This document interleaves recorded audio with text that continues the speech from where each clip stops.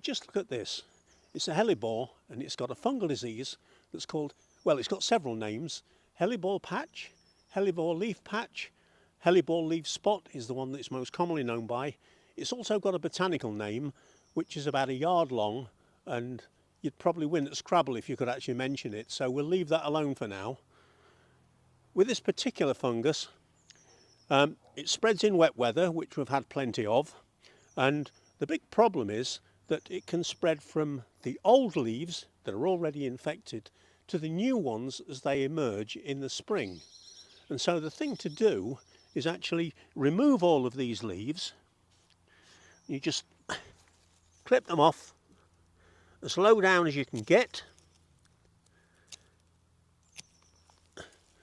pull them off to one side, and you might as well assume that they're all infected, even if you get something that's fairly clean, because the spores will be around. So remove everything, low down as you can get, clear them as you go, and then once you've got this done, it exposes all of the new shoots that are coming through. You gradually clear everything away. Some of them are quite bad. You get rid of these.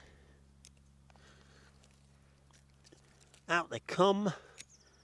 As you can see, or you will do in a minute, when I've cleared the way, you'll be able to see that